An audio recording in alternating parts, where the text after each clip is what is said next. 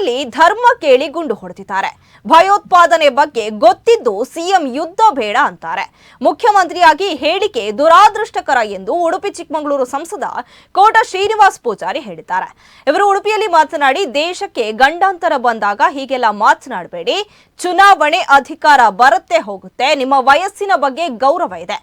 ಇಂದಿರಾ ಗಾಂಧಿ ಪ್ರಧಾನಿಯಾಗಿ ಯುದ್ಧಕ್ಕೆ ಹೋದಾಗ ಆರ್ಎಸ್ಎಸ್ ವಾಜಪೇಯಿ ಜನಸಂಘ ಎಲ್ಲರೂ ಬೆಂಬಲಿಸಿದ್ರು. ರಾಜಕೀಯ ಬೇರೆ, ದೇಶ ಬೇರೆ. ಇದನ್ನ ಮೊದಲು ಅರಿತುಕೊಳ್ಳಿ ಎಂದಿದ್ದಾರೆ.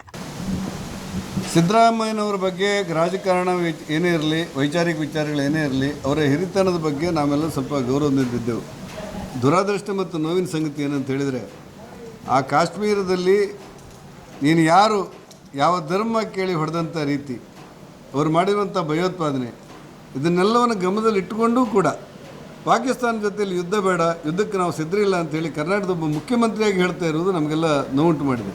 ನಾನವರು ವಿನಂತಿ ಮಾಡೋದು, ಚುನಾವಣೆ ಬರುತ್ತೆ ಹೋಗುತ್ತೆ, ಅಧಿಕಾರ ಬರುತ್ತೆ ಹೋಗುತ್ತೆ, ನಿಮಗೂ ಗೊತ್ತು ನಮಗೂ ಗೊತ್ತು. ದೇಶಕ್ಕೆ ಗಂಡಾಂತರ ಬಂದಾಗ, ಒಂದು ಕಾಲದಲ್ಲಿ ಇಂದಿರಾ ಗಾಂಧಿಯವರು ಪಾಕಿಸ್ತಾನ ಮೇಲೆ ಯುದ್ಧಕ್ಕೆ ಹೋದಾಗ, ಬಾಂಧವ್ಯ ವಿಮೋಚನೆ ಸಂದರ್ಭದಲ್ಲಿ ಇಡೀ ಜನಸಂಘ, BJP, ರಾಷ್ಟ್ರೀಯ ಸ್ವಯಂ ಸಂಘ, ಅಟಲ್ ಬಿಹಾರಿ ವಾಜಪೇಯಿ ಅವರು ಸಹಿತ ಎಲ್ಲರೂ ಅವರಿಗೆ ಬೆಂಬಲ ಕೊಟ್ಟಿದ್ದರು. ಯಾಕಂದ್ರೆ ನಮ್ಮ ದೇಶ ಅಂಥೇಳಿ ರಾಜಕಾರಣ ಬೇರೆ ಬೇರೆ. ನೀವು ಬರೀ ಮತದ ಕಾರಣಗಳಿಗೋಸ್ಕರ, ಧರ್ಮದ ಕಾರಣಗಳಿಗೋಸ್ಕರ ಅಲ್ಲಿ ಕಾಶ್ಮೀರದಲ್ಲಿರುವಂಥ ಕರ್ನಾಟಕವೂ ಸೇರಿದಂತೆ ಭಾರತೀಯ ಹಿಂದೂಗಳನ್ನು ಕೊಂದದ್ದನ್ನು ನೀವು ಪರೋಕ್ಷವಾಗಿ ಸಮರ್ಥನೆ ಮಾಡ್ತಿರೋದು ಆ ಹುದ್ದೆ ಗೌರವ ತೋರೋದಿಲ್ಲ.